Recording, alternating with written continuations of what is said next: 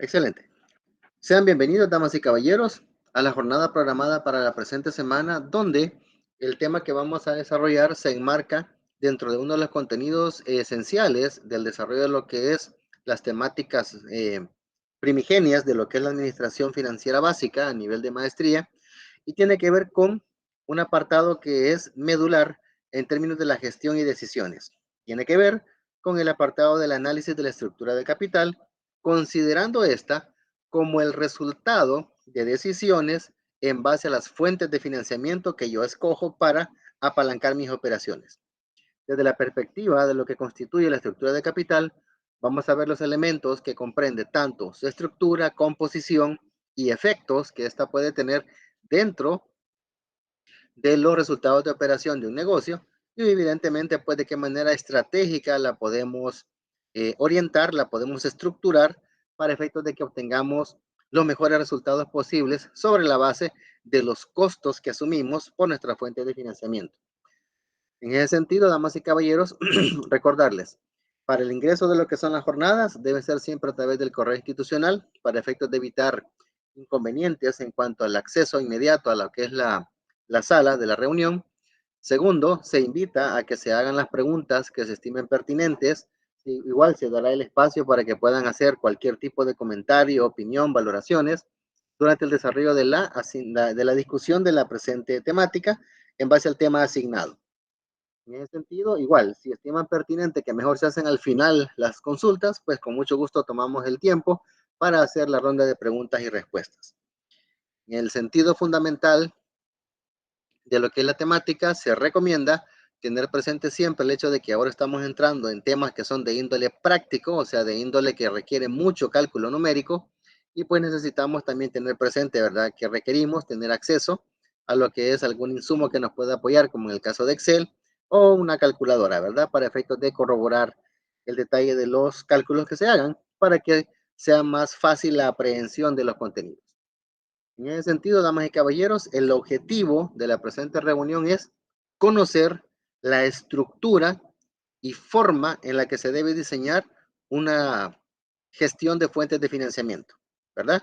Entonces, la estructura de capital, ¿qué es? En esencia, saber escoger mis fuentes de financiamiento en base a sus costos. Entonces, partiendo de ahí, lo primero que un gestor de finanzas debe hacer cuando le toca entrar en la dimensión de identificar los elementos de una estructura de capital meta o una estructura de capital idónea, son las siguientes. Primero, ¿qué clase de inversiones son las que se deben hacer? ¿De corto o largo plazo? ¿Por qué es importante esta pregunta? Porque es necesario saber que las inversiones acarrean un costo.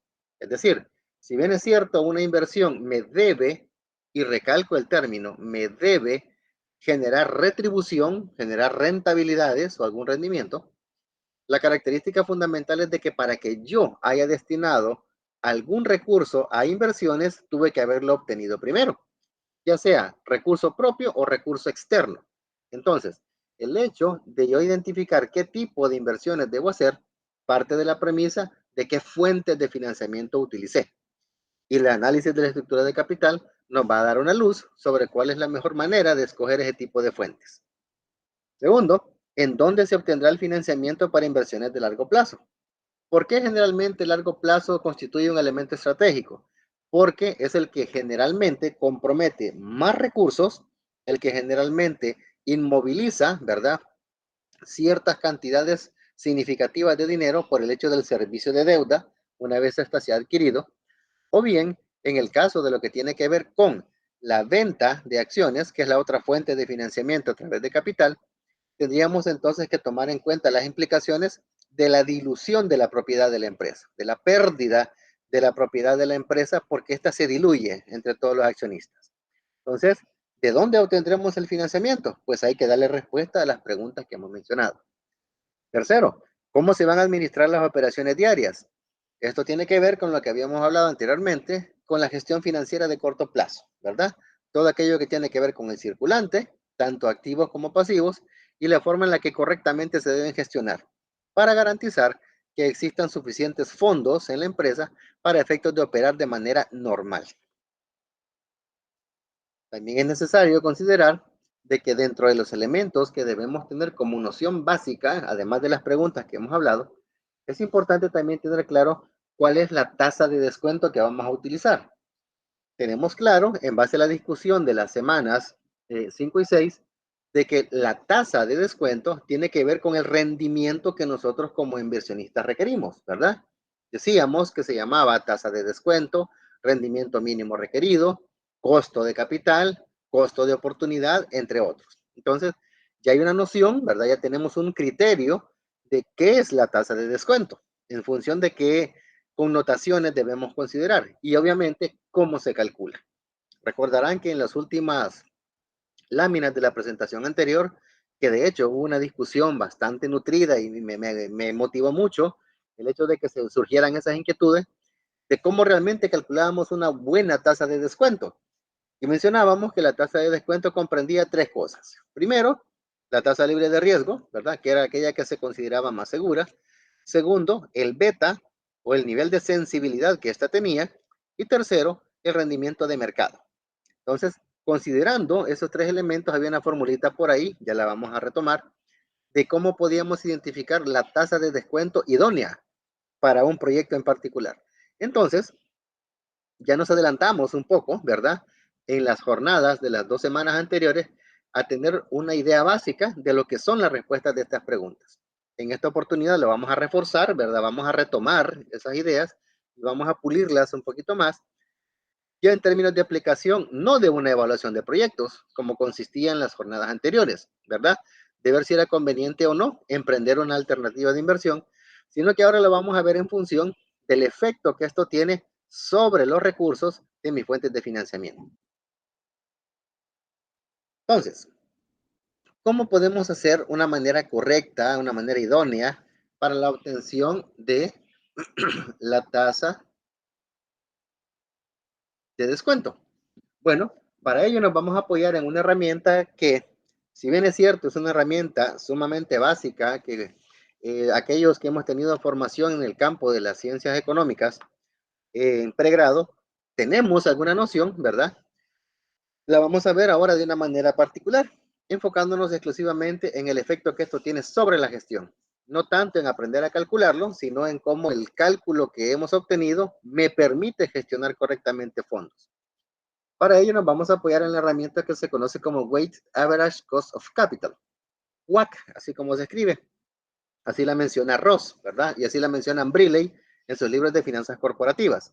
Pero si usted revisa, por ejemplo, a Lawrence Gidman o a Scott Besley, que son los referentes en actividades de finanzas en pregrado, se conoce como promedio ponderado del costo de capital. Ese es un término que entendería yo que es relativamente común, ¿verdad? Que es relativamente conocido. Y si no, pues con el mayor de los gustos ampliamos, no hay ningún problema.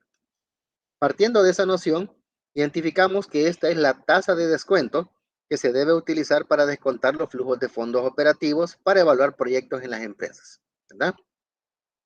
La necesidad de utilizar este método se justifica en que los flujos operativos obtenidos se financian tanto con capital propio como con capital de terceros. Entonces, lo que el costo promedio ponderado de capital hace es ponderar los costos de cada una de las fuentes de capital. En resumen, en la jornada anterior aprendimos a identificar los costos en función del rendimiento que exigía la empresa. Después ampliamos el análisis incluyendo la variable riesgo, ¿verdad? Y lo hacíamos a través del beta. Una vez teníamos eso, ya teníamos un marco más completo para efectos de identificar cuál es el costo real, para efectos del financiamiento. Ahora, la utilización del costo promedio ponderado de capital es que, indistintamente la combinación que usted tenga, la clave es que en el mundo real usted ocupa las dos fuentes de financiamiento. Por una parte utiliza recurso propio y por otra parte recurso de terceros. Por lo tanto, es importante utilizar un método de cálculo de tasa de descuento que comprenda las dos fuentes de financiamiento y que las comprenda en qué sentido. Número uno, que vea cuánto pesa, entre comillas, cada una de las dos fuentes de financiamientos en la estructura total. Y segundo, qué efecto tiene ese peso sobre el costo. Porque una cosa es el costo de mi deuda, otra cosa es el costo de mi capital, pero mi costo integrado o mi costo ponderado es la integración de los dos costos anteriores. Para efectos de que nos vayamos haciendo una idea, verificamos que la fórmula del costo promedio ponderado de capital se construye de esta manera. Primero tenemos que esto es el weighted average cost, ¿verdad? Que tenemos costo promedio ponderado de capital, que es esto. Y eso es igual a ¿qué cosa? Dos factores. El primero, constituido así. K sub E, que es la tasa del costo de oportunidad de los accionistas. En español, el costo de mi capital contable o el costo que tengo asignado a mi patrimonio, ¿verdad? Mis recursos internos. Este es uno, K sub E. CAA es el capital aportado por los accionistas. Es decir, esto es la cantidad de dinero que terceras personas han hecho llegarme, pero a través de la venta de acciones. Es decir, yo he tenido que vender instrumentos de capital para que personas me den dinero para financiarme. Ese es el numerador.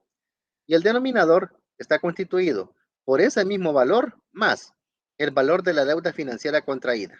En español, esta es una proporción donde yo estoy viendo el costo de mi capital en acciones. Lo relaciono con una fracción. La fracción, ¿cómo se constituye? La cantidad de dinero invertida en acciones entre la deuda total que yo tengo como empresa. Es decir, esta es mi estructura de financiamiento completa. Aquí tengo acciones y aquí tengo deuda. En español, patrimonio y pasivos. Entonces, el denominador comprende toda mi estructura de capital y en el numerador solamente tengo las acciones, ¿verdad? Ese es el primer término, lo que es el financiamiento interno. Segundo, K sub D es el costo de la deuda financiera.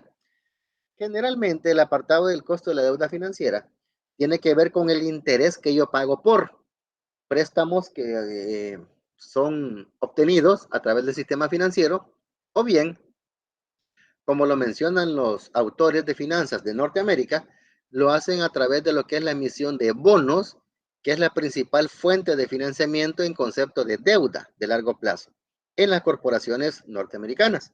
Entonces, estamos hablando de que este es el costo del uso de deuda, ¿verdad? De dinero de terceros. Esto que tenemos acá es una expresión que me está indicando lo siguiente. T mayúscula es la tasa de impuesto a las ganancias. Y el 1, que es el 100%, sería la característica que a este valor total yo le resto una fracción. ¿Cuál fracción? La del impuesto que tengo que pagar por el uso de deuda. ¿Por qué? Es de recordar que desde la perspectiva político-estratégico en la mayoría de países, el apartado del uso de deuda es promovido, es fomentado por el hecho de que los intereses o el costo que usted asume por usar deuda es deducible de impuestos. Entonces, esa es una ventaja fiscal que se tiene por el uso de deuda y sobre esa base los autores coinciden en que el costo de la deuda es relevante solo después de que se le quitan los impuestos. Porque como estos son deducibles, ¿verdad? Entonces este apartado no castiga el elemento de lo que es las ganancias en función del uso de deuda para financiarse. Una vez definido eso, que es el apartado del costo, ¿verdad? Asociado a este factor, tenemos la siguiente fracción. T, que ya habíamos dicho que es mi deuda financiera total entre mi total de financiamiento. En el primer factor teníamos el recurso interno o capital y en el segundo tenemos todo lo que es deuda. En español, capital o patrimonio y pasivos. Es lo que tenemos acá. Se puede verificar que acá CAA más D es igual a la deuda total de la empresa. Cualquiera podría decir, bueno, pero es que el apartado del capital es capital, o sea, es decir, eso es de los dueños del negocio. Sí y no. Es decir, sí, desde el punto de vista legal y contable, el apartado de las acciones constituyen el capital y confieren cierto nivel de propiedades, ¿verdad? A los tenedores de acciones. Pero la característica es que usted, por el uso de ese dinero, debe pagar. O sea, ese dinero no es gratis. ¿Me explico? Si bien es cierto, son dueños, entre comillas, ¿verdad? O son parte del cúmulo de personas que son propietarios del negocio, pero usted tiene la obligación de retribuirles. Entonces, ese dinero Si bien es cierto que puedes decir, no, ese aporte de los dueños, claro, pero los dueños también exigen rendimiento. Entonces es una forma de deuda que usted tiene, ¿verdad? Solo que tiene, como les mencionaba, connotaciones técnicos, legales y contables distintas, ¿verdad? Del pasivo. Pero al final es un compromiso que se adquiere. Entonces, pueden ver ustedes que tenemos el detalle del componente del costo promedio ponderado de capital vinculando dos cosas. Uno, el costo de la deuda de las acciones por el peso que ésta tiene en la estructura, más el costo de los pasivos multiplicado por el peso que estos tienen en la estructura de financiamiento, ¿verdad? Esta es la fórmula del costo promedio ponderado de capital. Entonces, la obtención de la tasa de descuento, retomamos lo que habíamos hablado en la jornada anterior, que no es más que la obtención de la tasa que comprende los tres componentes que les mencionabas. Uno, la tasa de descuento libre de riesgo, ¿verdad? Que es la que tenemos aquí. Beta, que tiene que ver con la sensibilidad o riesgo no diversificable, que recordarán, en base a una consulta que se generó en la jornada anterior, cómo se calcula un beta. Mencionábamos, ¿verdad? Que a nivel de país se podía mencionar en función de ciertos elementos por ahí de los agregados macroeconómicos, pero que nosotros a nivel empresarial básicamente calculamos el beta mediante una división, donde dividíamos la desviación estándar entre la varianza, punto. Así es como teníamos nosotros nuestro beta acorde a la empresa que se está evaluando, ¿verdad? Beta no es más que la división de la desviación estándar o sigma entre la varianza, que es sigma al cuadrado. Punto. Y ahí teníamos ya el factor. Entonces, ¿eso de qué es específico? De la empresa pues que estamos evaluando. Y de ahí lo teníamos que multiplicar por, ¿verdad? El detalle relativo a el riesgo el rendimiento de mercado menos la tasa libre de riesgo, ¿verdad? Rendimiento de mercado según el sector en el que opero, ¿verdad? Si estoy en el sector hotelero, tiene un tipo de rendimiento, sector comercio, otro tipo de rendimiento, sector de producción o extracción de petróleo, por ejemplo, otro tipo de rendimiento, etcétera, ¿verdad? Y a eso le resto la tasa libre de riesgo que es la que tenemos acá. Si se percatan, esto es exactamente lo mismo que vimos en la jornada anterior. Ya tenemos, ¿verdad? Esa base metodológica para retomarla. Entonces, ¿cuáles son los principales componentes del costo ponderado de capital al nivel de fórmula? Bueno, lo tenemos dividido en esta forma.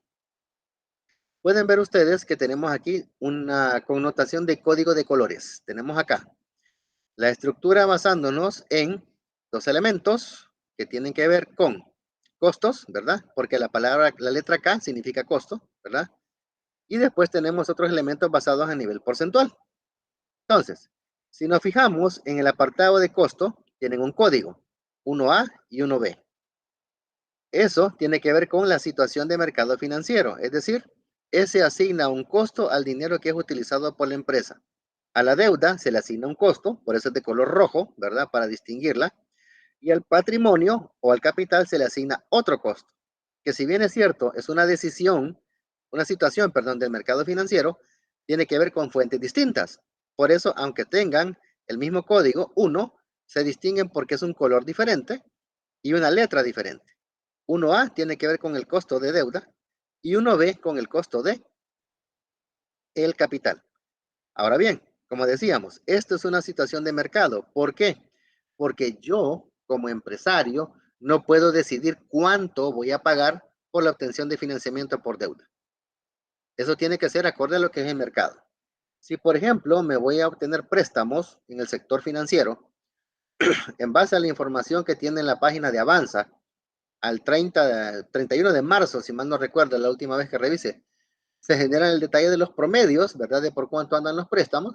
Entonces, dependiendo, por ejemplo, quiere hacerlo para el ámbito de la construcción, ok, vámonos a los créditos del sector productivo, ¿verdad?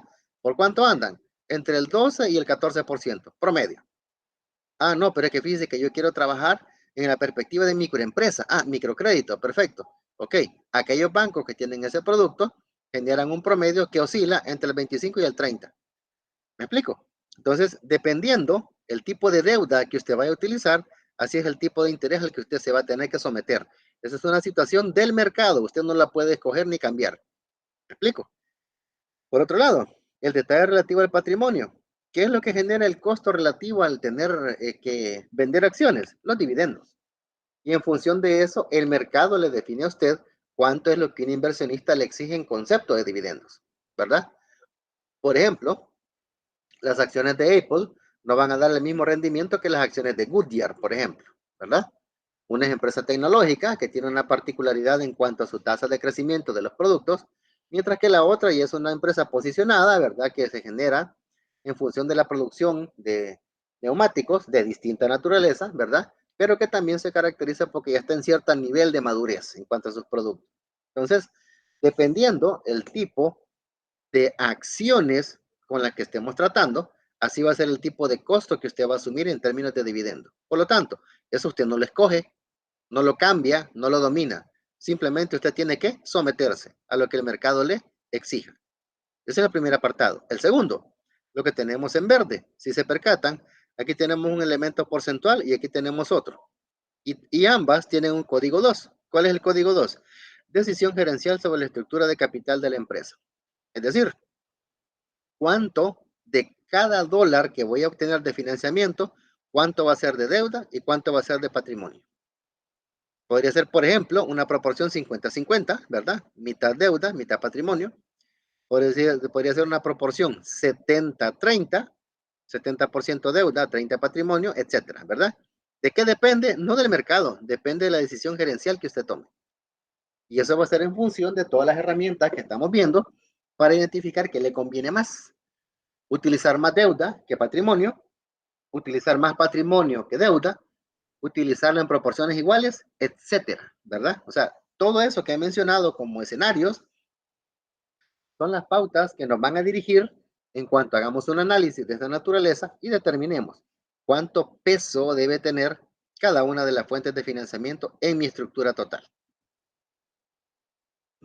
Entonces, ¿cómo podemos hacer desde la dinámica real de obtención de financiamiento para efectos de obtener una buena tasa de descuento? Bueno, primer escenario, se requiere una inversión y se tiene el capital, es decir, contamos con el dinero. Al contar con el dinero, esta tendríamos que invertirla a cierta rentabilidad. Es decir, si yo, por ejemplo, tengo dos opciones. La opción de ampliar operaciones para generar cobertura de mercado. O dos, diseñar un producto nuevo y emprender acciones hacia esa vía, son dos situaciones distintas. Una es reforzar mi capacidad productiva actual y la otra es crear una capacidad nueva. Son cosas diferentes. Resulta de que yo tengo la noción de que si yo agarro una de las dos, si yo me voy, por ejemplo, a ampliar la capacidad productiva, yo lo hago en función de la rentabilidad que espero de ese negocio. Pero ¿qué pasa? Al hacerlo, la rentabilidad que yo podría esperar de un nuevo producto se me vuelve costo de oportunidad. Por lo tanto, en función de eso, la tasa de descuento correcta, ¿cuál sería? El costo de oportunidad cuando tengo dos opciones y de las cuales solo escojo una por falta de financiamiento, ¿verdad? Por tener nada más una cantidad específica. Escenario 2, no tengo el capital. Quiero hacer una inversión, pero no tengo. Entonces, al no tenerlo, ¿qué es lo que hago? Solicito un préstamo, ¿verdad?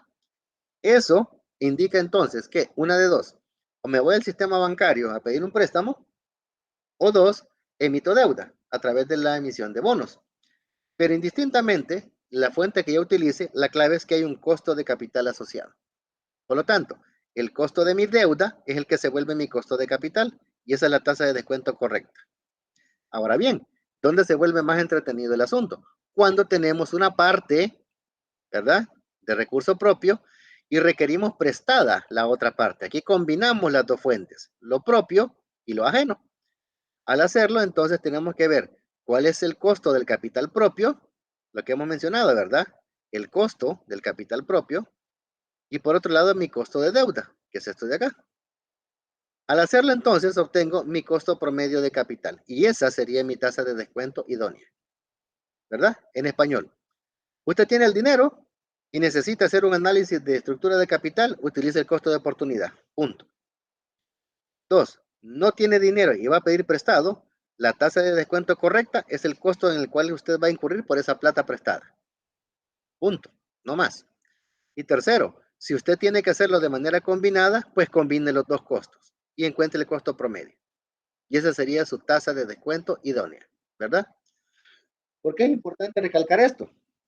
Porque si nosotros nos encontramos en un escenario, por ejemplo, tenemos la necesidad de que hagamos una inversión donde requerimos comprometer dinero nuestro y dinero de terceras personas. Y nos vamos bajo la idea de que lo que vamos a hacer es considerar el costo de este financiamiento como el costo de oportunidad. No es correcto, porque el costo de oportunidad solo aplica para mi financiamiento propio. El externo lo dejo afuera. Entonces, estaría generando un análisis sesgado, equivocado, de la tasa de descuento correcta. Y si yo hiciera un análisis de valor actual neto, descontando mis flujos con esa tasa errada, todo el análisis está condenado al fracaso. Entonces, es importante tener claridad de qué fuente es la que se va a utilizar según tenga capital, no tenga o lo haga combinado. Aquí tenemos, ¿verdad? Las distintas formas de encontrarlo. Entonces, básicamente lo que tenemos que ver es que el costo de la deuda está asociado a los pasivos y el coste de los inversionistas tiene que ver con patrimonio. Y ambos, lo que está aquí al lado derecho, ¿verdad? De mi balance general, es mi estructura de financiamiento. Esto es mi estructura de capital. Ambos me apalancan los activos, que son los fondos que yo utilizo en la empresa, y por lo tanto determino cuál es el verdadero costo que está asociado a ellas, ¿verdad? Considerando la combinación de los dos, el de la deuda y el de los inversionistas. Entonces, ¿cómo se puede calcular? O sea, en términos puntuales, ¿verdad? ¿Cómo se puede utilizar herramientas fácticas para encontrar este tipo de datos? Bueno, el costo promedio ponderado de capital parte de la premisa del costo de la deuda, que tiene que ser antes de impuesto y después de impuesto. La forma correcta, lo hemos dicho, después de impuesto, ¿verdad? Por el beneficio fiscal que el uso de deuda comprende con el pago de intereses. Y de ahí tenemos el apartado de los recursos propios, ¿verdad? El costo que está asociado. ¿Cómo encontramos de manera correcta el costo de la deuda? Uno, promedios ponderados, ¿verdad? Recordarán que en términos de los métodos de pronóstico, existe una forma en la que se pueden promediar rendimientos o costos en base a ciertos bloques de datos. Si tengo 12 datos, por ejemplo, y los voy a ponderar, lo que hago es que los divido en bloques. 4, 4, 4. Tengo 3 bloques de 4 y veo cuánto es el peso de cada uno dentro de lo que estoy valorando como costo. Y después encuentro la media, ¿verdad? Porque básicamente el promedio es eso, una media de esos valores. La otra es la combinación de flujos, es decir, todos los resultados esperados del proyecto en función de las distintas alternativas de financiamiento con las cuales he utilizado la deuda. Y al combinar los flujos puedo lograr identificar cuánto es el rendimiento real de esa inversión. En el caso de los recursos propios, tenemos el modelo del Capital Asset Price Model o modelo de asignación de capital, que es una técnica de evaluación de costos, ¿verdad? Que se utiliza para efectos de identificar el costo del financiamiento cuando es recurso propio. Tenemos también el modelo de Gordon, ¿verdad? Que es una serie de cálculos en base a ratios que se utilizan para encontrar el costo del financiamiento. Y por último, el rendimiento sobre los activos o el ROE, ¿verdad? Rendimiento sobre el patrimonio, perdón, porque el ROA es el que es sobre activos. ROE, Return on Equity, es el retorno sobre el patrimonio. O rendimiento sobre el capital, como le conocemos acá. Es decir, para el costo de la deuda hay dos modelos, promedios ponderados y combinación de flujo. Y para el de los recursos propios proponen tres, el modelo del costo de asignación de capital, el modelo de Gordon y el ROE. ¿Cómo calculamos en términos puntuales, verdad? El costo de los accionistas. Uno, cuando las empresas están inscritas en bolsa, utilizamos el modelo de costo de asignación de promedio de capital, que es este que tenemos acá. Recordarán que esto no es más que el costo en función del uso del beta, ¿verdad? Es esto. El Capital as Price Model es este, ¿verdad? Parte de que la tasa de rendimiento requerida de una inversión es igual al rendimiento sin riesgo, ¿verdad? Más una prima de riesgo que está definida por el beta, ¿verdad? Y cuando las empresas no están inscritas en bolsa, que es como la gran mayoría, ¿verdad?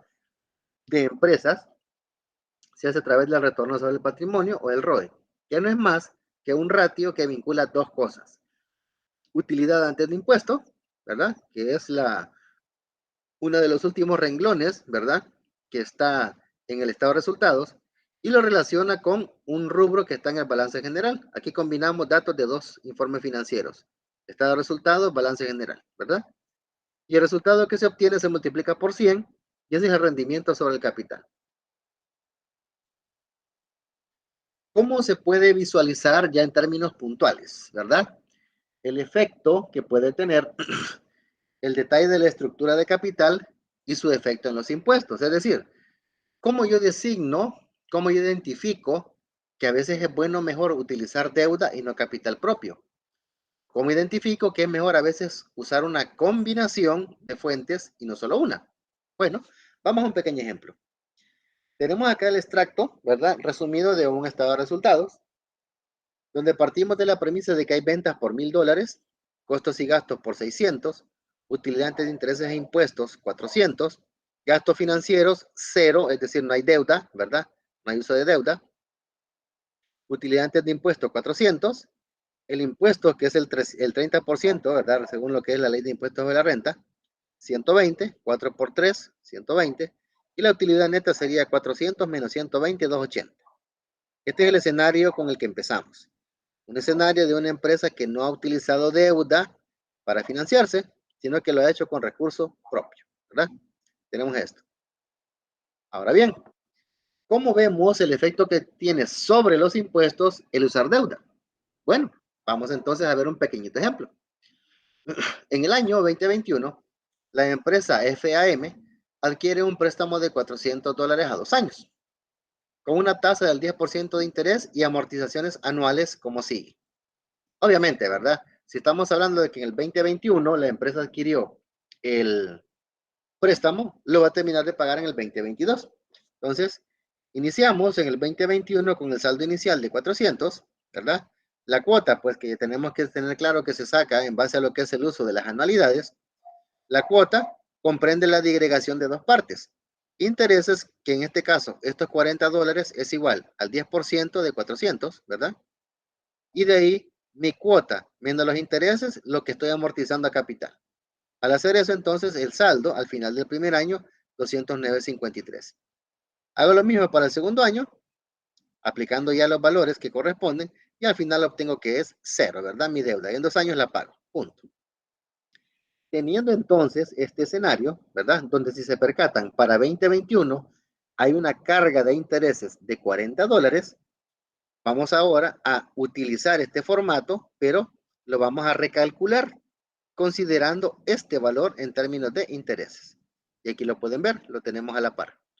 Este es el escenario original, ¿verdad? Donde teníamos $120 de impuesto, aquí, 120, ¿verdad? Y después tenemos el saldo, el escenario, perdón, con financiamiento, donde vemos el saldo de los gastos financieros acá de $40. Esto me drena la utilidad y en vez de tener $400 antes de impuesto, tengo 360. Al hacer la multiplicación de 360 por 3, obtengo 108. Y al hacer la resta, 360 menos 108, 252. Si se percatan, al hacer la comparativa, la gente lo primero que dice es, bueno, ¿y qué tiene de bueno usar deuda si lo que estoy haciendo es generando menos utilidad? Es cierto, hay una utilidad que de 280 va a 252, ¿verdad? Es decir, que estamos hablando que hay $28 menos de utilidad. Pero aquí viene lo interesante. Cuando estamos utilizando el detalle de deuda y tenemos que pagar estos intereses, estos, al ser deducibles de impuestos, me bajan la base impositiva. Y estoy viendo que en vez de pagar $120 de impuestos, pago 108. Y estoy en ese entonces generándome $12 de ahorro en cuanto a impuestos. Desde la perspectiva estratégica, ¿verdad? Porque cualquiera puede decir, no, todo aquello que genere menos utilidad no es viable. Depende, ¿verdad? Porque desde la perspectiva práctica, no es lo mismo pagar $120 en impuesto a Hacienda, por lo cual yo no recibo ninguna contraparte o beneficio directo, ¿verdad? A pagar 108, porque esos $12 que me ahorro de impuestos los invierto en otra cosa, que sí me van a dar un rendimiento directo, me van a dar un beneficio directo, ¿ya? Como negocio. Además, si nos vamos a esta perspectiva de que aquí hay un costo, ¿verdad? De $40 en conceptos de intereses, pero recordemos de que en el mundo real la riqueza se genera sobre deuda, ¿verdad? la riqueza parte de la premisa de que es libre de impuesto. Por lo tanto, en ese sentido, la deuda es la fuente con la cual se crean riquezas. En ese sentido, cualquiera puede decir, yo no estoy de acuerdo porque estoy ganando $28 menos, ¿ok? Pero valore cuánto se está ahorrando en impuestos y cuánto puede ganar con estos $12 invirtiendo en cosas que sí le van a dar rentabilidad. ¿Me explico? Y cualquiera dice, no, pero mire, estoy pagando $40 de gasto financiero. Sí, por plata que no es suya, por plata que usted utiliza para apalancar sus operaciones y expandir su negocio. Y no es suya, o sea, usted no está corriendo riesgo, lo corre un tercero. Me doy a entender. Entonces, ese apartado de estos $40, para alguien que no tiene una noción así un poco más amplia de cómo se comportan las finanzas, vería que es una pérdida de tiempo o es un costo innecesario. No, el que es realmente innecesario es este, porque contra este usted no recibe contraparte o beneficio directo. Por este sí, porque indica que usted está utilizando plata de otra gente para hacer crecer su negocio. ¿Ya? Entonces, todo lo que venga en pro de reducir la base impositiva es bienvenido. ¿Explico? Igual, si hubiera alguna opinión, algún comentario, pues bienvenido, ¿verdad? Pero en ese sentido, no sé si hasta este punto hay alguna pregunta, alguna duda.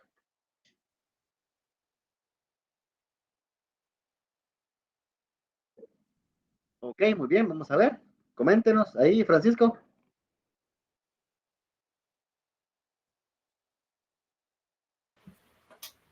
Buenas noches, Lick. La duda, me conecté un poco tarde.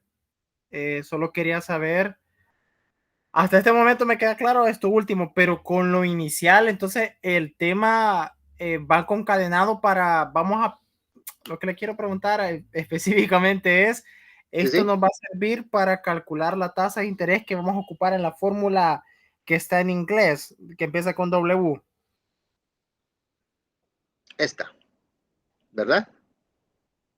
Esta Y la fórmula se va O, a utilizar, exacto, esta fórmula se va a utilizar cuando las empresas están cotizando en bolsa. Cuando no, utilizamos esta, ¿verdad? Porque habíamos dicho que hay métodos para encontrar los costos adecuados, ¿verdad? De la forma en la que tenemos que ver el costo de cada fuente de financiamiento. Entonces, en este caso, para los recursos propios estaban estos tres y esto que usted menciona, que está en inglés, es esto que está aquí, ¿ya? Entonces, lo que estamos explicando ahorita es el era, efecto que, perdón, perdón, ajá, era la antes de esa. ok, veamos. Esta, Ajá. ok, O sea, sí, porque de ahorita hecho, estamos aprendiendo a calcular la tasa de interés que vamos a ocupar para utilizarlo en esta fórmula. es correcto, porque la clave ¿cuál es? Generalmente la gente dice, no, yo no prefiero utilizar deuda, sino que me voy con mis recursos propios. Ok, está bien, es válido, es una postura de inversionista, magnífico. Pero cuando con evidencia se demuestra de que el uso de deuda trae beneficios tanto fiscales como de productividad, tiende entonces a cambiar este peso o esta proporción. ¿Sí? Por ejemplo, ¿qué hacen personas como Robert Kiyosaki, ¿verdad? El que escribió Padre Rico, Padre Pobre. Él en una entrevista hace alrededor de unos 2 meses mencionaba de que él necesitaba hacer una inversión porque quería comprar unas empresas y necesitaba $309 millones. Él los tenía en su bolsa, o sea, él tenía el dinero, pero lo que hizo fue pedirlos prestados. Claro, los bancos obviamente, ¿verdad? Sí, señor, lo que usted quiera, ¿va? Y él comprobó que tenía el tipo de respaldo requerido y todo, y le prestaron $309 millones. ¿Por qué? Porque sobre eso él no paga deuda, perdón, no paga impuesto, porque la deuda no genera impuesto, ¿verdad? Entonces, estamos mostrando, ¿verdad? Pero, Ellos, ¿ah? disculpe que le interrumpa, pero aquí en el país sí, esa parte solo está para los gastos financieros, ¿verdad? Exacto, Pero estamos la hablando de parte, los intereses que se pagan por préstamos. ok, ok, gracias, Lee. Excelente, muy bien, igual. Cualquier inquietud, pues con gusto lo ampliamos, no hay ningún problema. Pero, ¿queda claro ahora?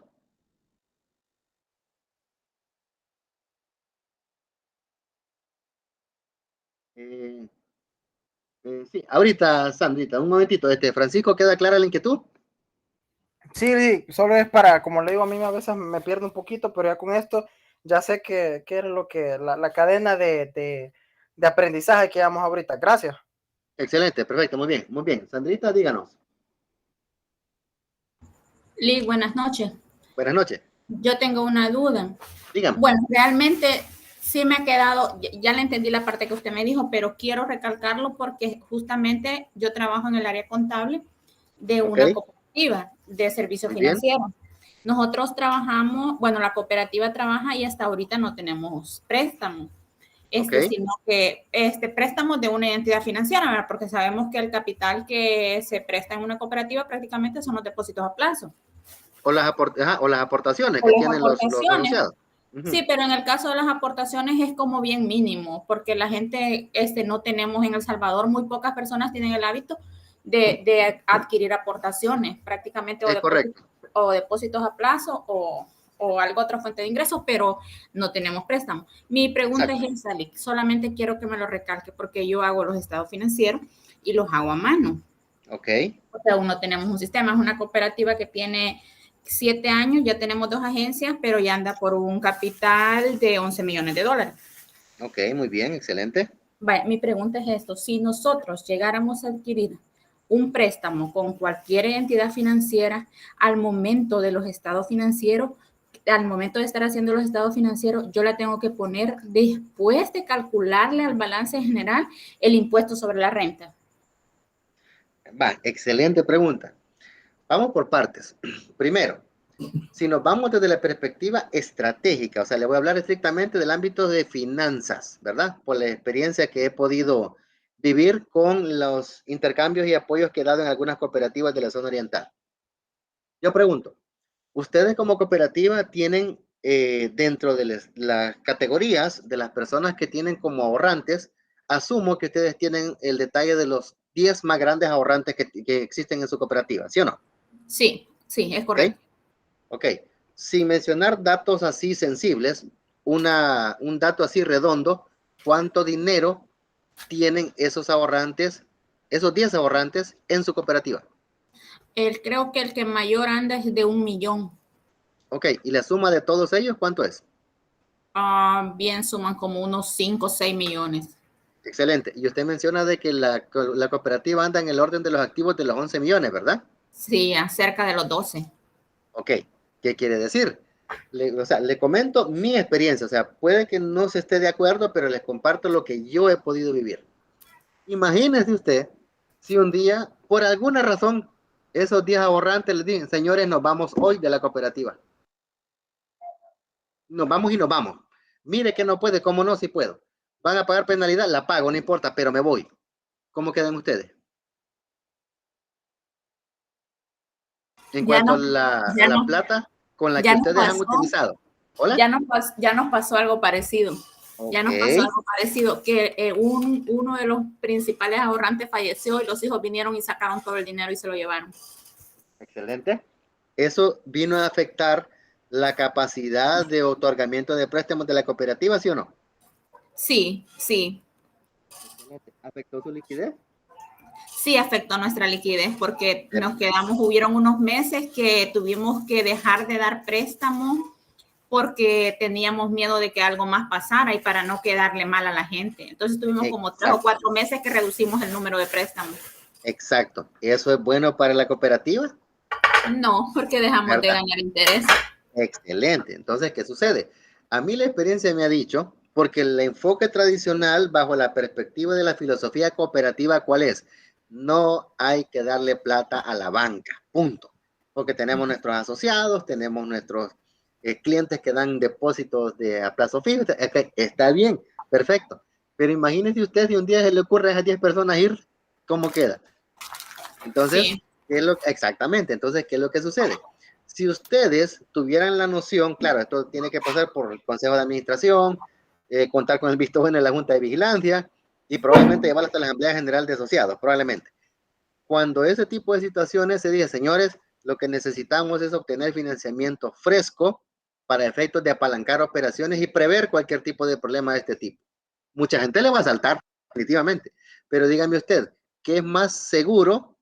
O bueno, en términos financieros, ¿qué es menos riesgoso? Estar con la preocupación perenne de que un ahorrante estratégico se le vaya, o solo saber que al final de cada mes tiene que estar pagando una cuota que comprende capital e intereses. ¿Qué es más seguro? La última parte.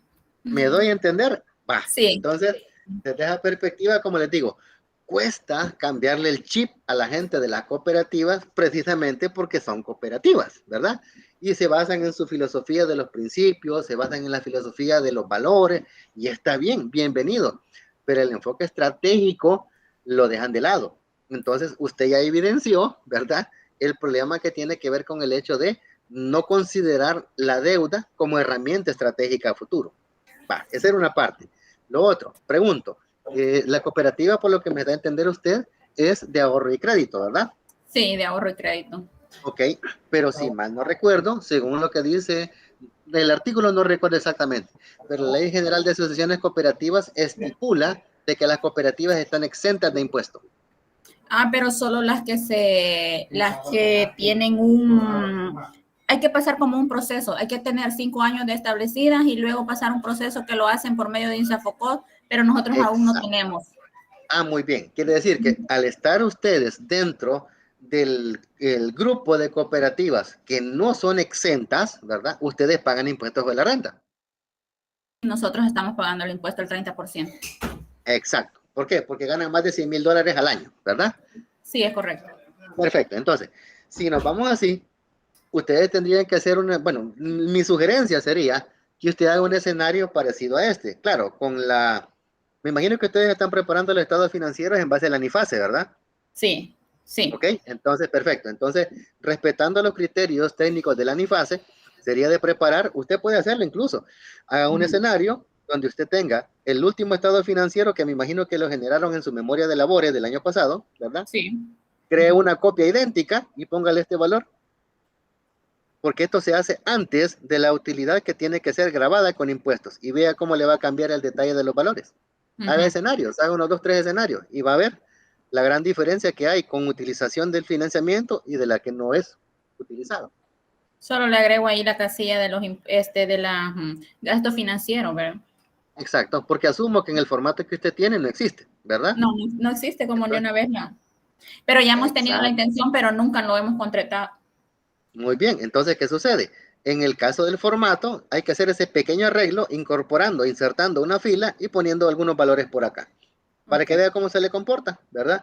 No es necesario que usted haga el escenario de que vamos a pedir tanto a un costo de tanto, no, haga el escenario solamente poniendo valores aquí, para que vea cuánto se van a ahorrar de impuestos, y eso les va a generar obviamente excedentes que pueden ser destinados a otra cosa, ¿verdad? Exacto. ¿Ok? No sé si queda clara la inquietud. Sí, muy claro. ¿Va? Perfecto, para servirle. ¿Alguna otra duda o no sé? ¿Alguien levantó la mano? No. Ok, va. Entonces, continuando. En términos de resumen, ¿verdad? Porque si bien es cierto, la evidencia habla por sí sola, pero ampliemos, ¿verdad? Ampliemos en términos técnicos. El efecto de los impuestos lo medimos en 2 vías. Uno, en términos de tasa, y 2, en términos de valores.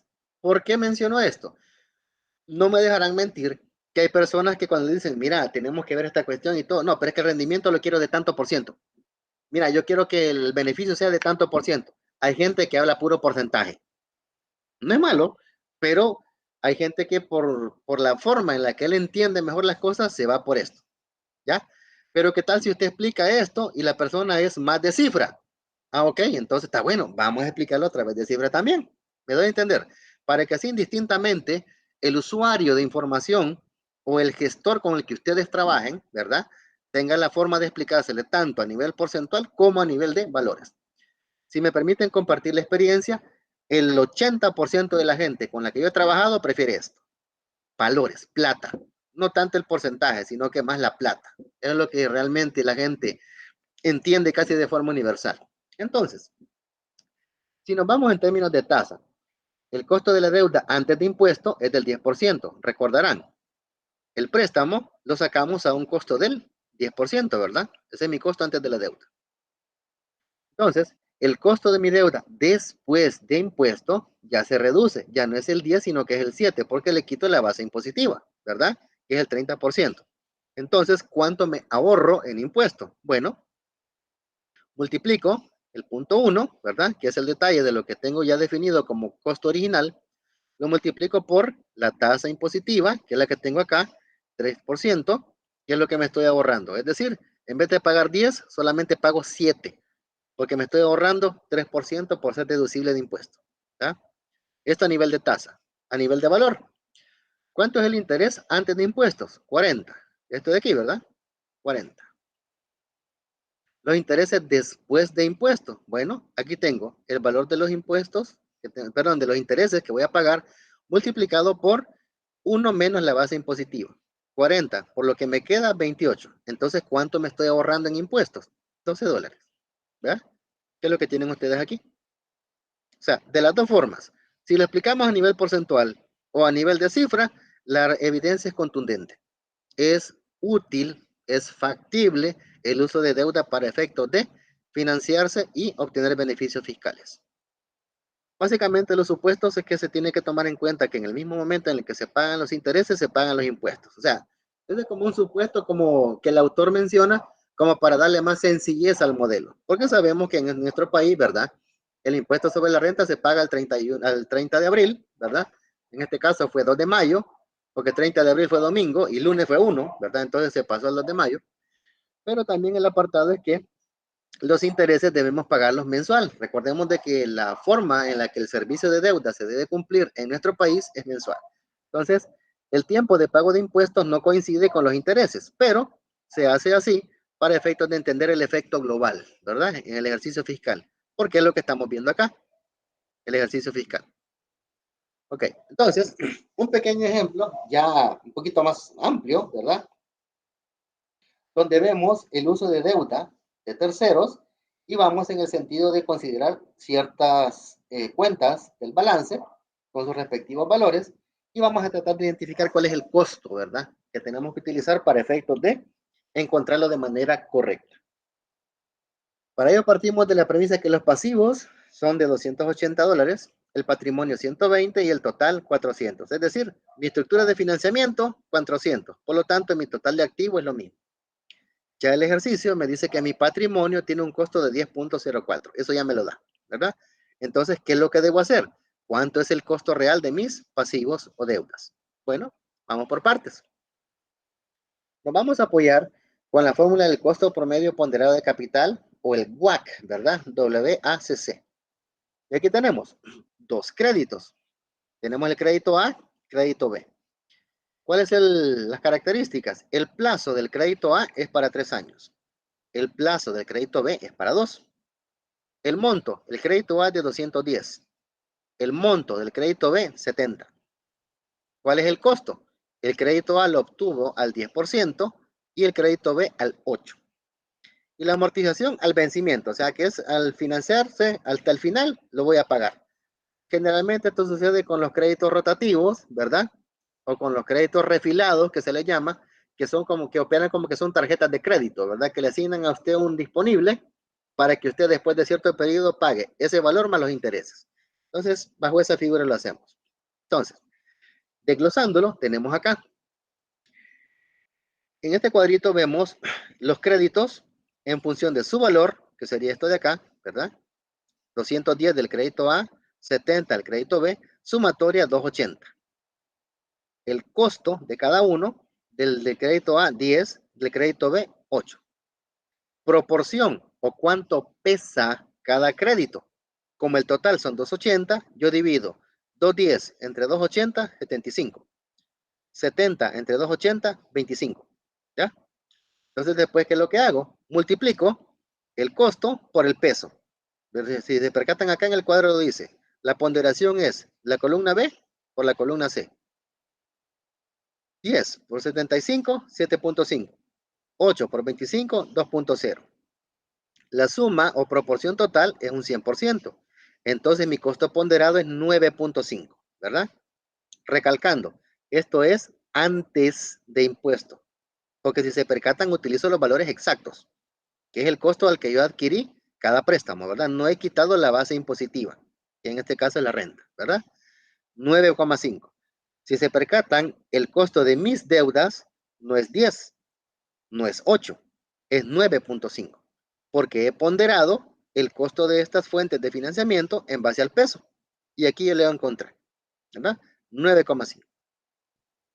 Ahora, vamos a hacer lo mismo, pero nos vamos a enfocar en la utilización del costo menos los impuestos. O sea, esto mismo, pero basándonos ahora en el cálculo libre de impuestos.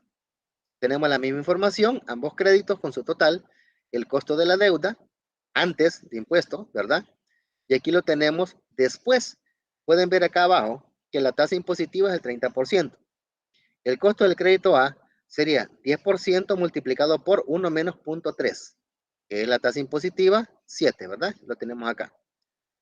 Y en el caso del crédito B, el mismo trato, la misma operación, pero con su costo, ¿verdad? Que es 8%, 5.6. Lo tenemos acá. Ahora, en vez de utilizar estos valores, como lo había hecho acá, para relacionarlos con el peso de cada uno de ellos dentro de la deuda, ahora relaciono el costo libre de impuestos, ¿verdad? Entonces, 7 por 75, 5.25. 5.60 por 25, 1.40. Si sumo, compruebo que es el 100%. Al sumar, obtengo 5.25 más 1.40, 6.65, que es muy distinto al 9.50 que obtuve en un principio.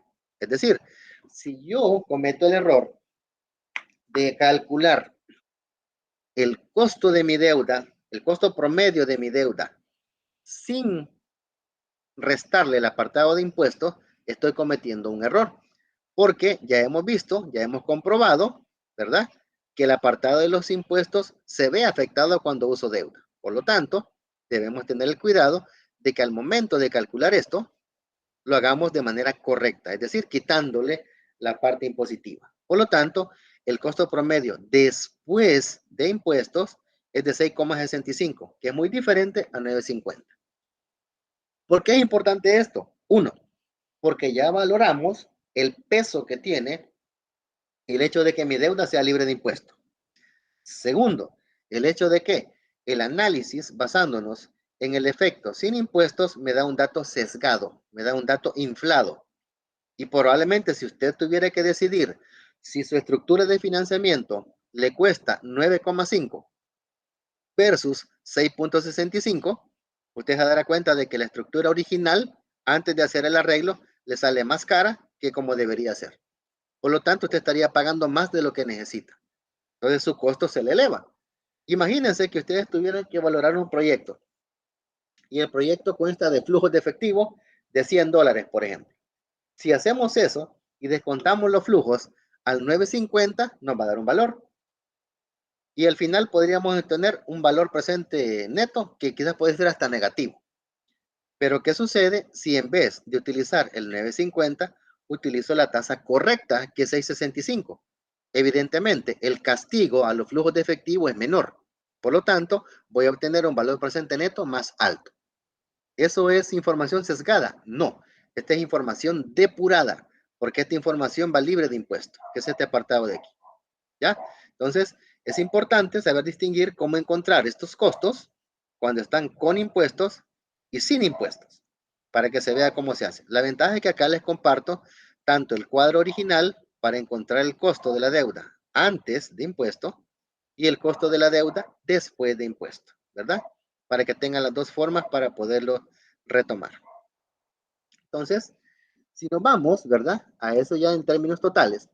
Ahora aquí vamos a vincular dos cosas. Recordarán que teníamos que mis pasivos eran 280, ¿verdad? Mis deudas. Y mi patrimonio 120, por lo que hacíamos un total de 400. Veamos ahora el efecto entonces en el balance. Total de pasivos 280. Patrimonio 120. ¿Cuánto es el costo? En el caso del pasivo, antes de impuesto, 950.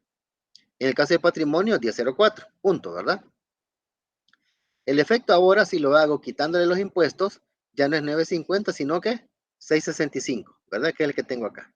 Aquí lo pueden ver. Y en el caso del patrimonio, ¿verdad? Le voy a quitar también el detalle del impuesto, porque en ese caso, yo tengo que en vez de pagar 1004, pago 703. En el caso de la proporción de la deuda, aquí hago una diferencia. 280 entre 400, 70. 120 entre 400, 30. Entonces me cambia la proporción, ya no es esta, ¿verdad? Porque recordarán que esta proporción es solo de los créditos. Aquí tengo la proporción de deuda y patrimonio, ¿verdad? Vamos a ver, Carlos, ¿quiere comentar algo? Sí, hola, buenas noches. Buenas noches. ¿Podría volver a mencionar de la parte del patrimonio, de lo que acaba del 7.03, de cómo se obtiene? Ah, ok, perfecto. Excelente. El costo del patrimonio, habíamos dicho, ¿verdad? Que ya lo daba el ejercicio, 10.04. Este costo es el costo que da el problema. Ahora bien, cuando estamos haciendo nuestro análisis, tenemos que ver el efecto que los impuestos tienen sobre los costos. Así como hicimos este arreglo, ¿verdad? De que para un crédito, por ejemplo, su costo multiplicado por 1 menos 0.30 nos daba el valor. Lo mismo tendríamos que hacer para esto. Sería 10.04, que sería esto de acá, multiplicado por 1 menos 0.30. Porque recordemos que la tasa impositiva es 30, ¿verdad? Entonces sería 10.04 por 0.7, 703. No sé si queda clara la inquietud, Carlos. Básicamente es la misma operación, pero con el costo del patrimonio. Sí, ya quedó claro, muchas gracias. A la orden, muy bien. Entonces decíamos que al obtener los costos libres de impuestos, nos vamos con las proporciones. Y decíamos que la proporción cambiaba porque en el cuadro anterior las proporciones eran de las dos deudas, ¿verdad? Con relación al total. Ahora la proporción es deuda y patrimonio contra el total. Entonces, 280 entre 4, 70. 120 entre 4, 30. Total, 100, ¿verdad? Entonces, después nos vamos por la ponderación y tenemos este valor por el peso de la deuda. 6,65 por punto 7, 4,66. 7.03 por punto 30, 2,11. 6,77, ¿verdad? Quiere decir entonces que estamos considerando que el costo de mi estructura de financiamiento, donde tengo pasivos y patrimonio, es de 6,77, sin impuesto. ¿Ya? Entonces, quiere decir que si yo tengo la condición de que la información que estoy utilizando me permite hacer estos arreglos, esta sería la tasa ideal para que yo descuente los flujos de mi negocio. Porque aquí estoy combinando las dos fuentes, deudas y patrimonio, ¿verdad? Entonces, el supuesto se mencionaba de que el patrimonio es de 120, un costo de 10,04 y tiene el 30% del financiamiento total. Es lo que ustedes ven aquí, ¿verdad? Lo que hemos encontrado en este 6.77, damas y caballeros, es esta formulita, ¿verdad? El costo de la deuda menos impuestos, lo tenemos acá. El costo del patrimonio menos impuestos está aquí. Y de ahí tenemos el peso de mi deuda, 0.7. El peso de mi patrimonio, 0.3. Y una vez hechos los dos productos, sumo 6,77. Este es el costo de capital promedio ponderado, ¿verdad? ¿Preguntas o inquietudes, compañeros? Queda abierto el espacio.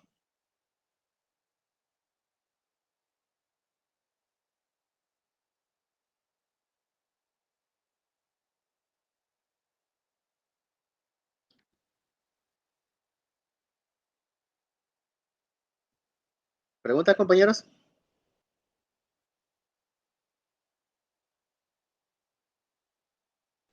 ¿Podría explicarle nuevamente el último cuadro, por favor?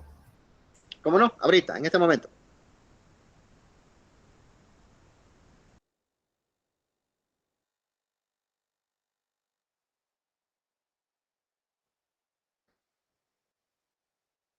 Ok. Decíamos que en los cuadros anteriores, en estos dos, ¿verdad? Estábamos valorando el peso de mis dos deudas contra el total de mis deudas, porque recordemos que la suma de estos dos hace mi total de pasivos. Y teníamos una proporción, ¿verdad? 210 entre 280, 75. 70 entre 280, 25. Ese era el peso. Ahora bien, este cuadro que les he presentado es la representación gráfica de los dos rubros más importantes de la estructura de financiamiento, pasivo y patrimonio, es decir, lado derecho del balance general. La característica es que la suma de estos dos debe ser igual a la suma del activo, ¿verdad?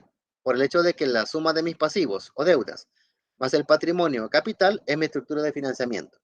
Y recordemos, activo igual a pasivo más capital, punto. Entonces, en este cuadro estamos haciendo los cálculos para encontrar esta fórmula, que es el costo promedio ponderado de capital.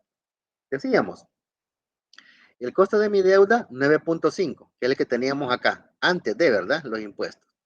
Y el costo del patrimonio 10.04, que ese ya lo daba el ejercicio, 10.04.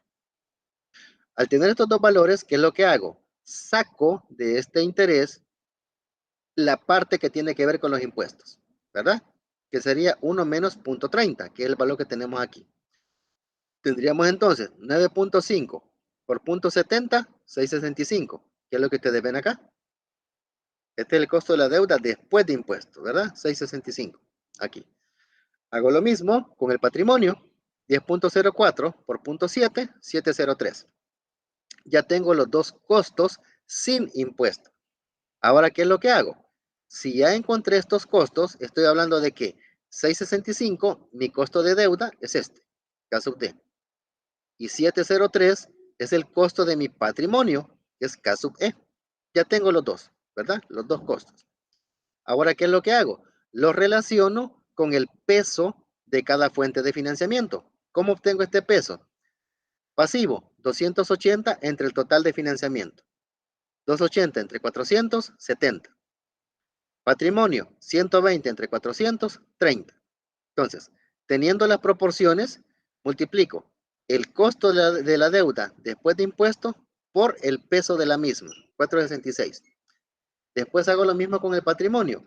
Costo de patrimonio después de impuestos por el peso del patrimonio. En este caso, 2,11. Sumo los dos, 6.77. Este 6.77 es el WACC, que es este valor que he encontrado aquí. Porque este peso o proporción, ¿qué es? Este 70% es este valor, lo que es mi deuda.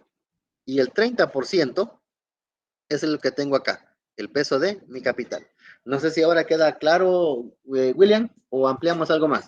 No, está bien, Lick, ya esa era la duda que tenía, gracias. Excelente, perfecto. Entonces, así el comentario, damas y caballeros, se envían preguntas o algo, porque esta es la última lámina de la presentación. ¿Preguntas o inquietudes, compañeros?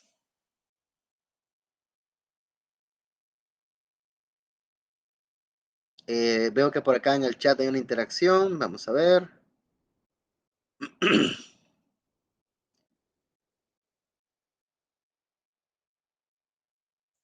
Ok, vamos a ver. Melvin nos dijo hace un ratito, ¿ese impuesto sería sobre la renta o el IVA aquí en el país? Es impuesto sobre la renta, ¿verdad? Aclaramos, impuesto sobre la renta. Ulises nos comenta que todo bien, perfecto. Sandra, así de pequeños deberían ser los ejercicios. Yo quisiera, ¿verdad? Que así fueran también, pero, ¿verdad? Es un poquito complicado. Ulises, oye, excelente, muy bien. Gracias, gracias, Ulises, muy amable. Perfecto. Ok, entonces, si no hay más inquietudes, compañeros, en este momento entonces voy a finalizar la grabación y después voy a hacer la presentación de la actividad que se va a realizar, porque vamos a revisar lo que es la programación. Entonces, voy a finalizar la grabación en este momento para que continuemos.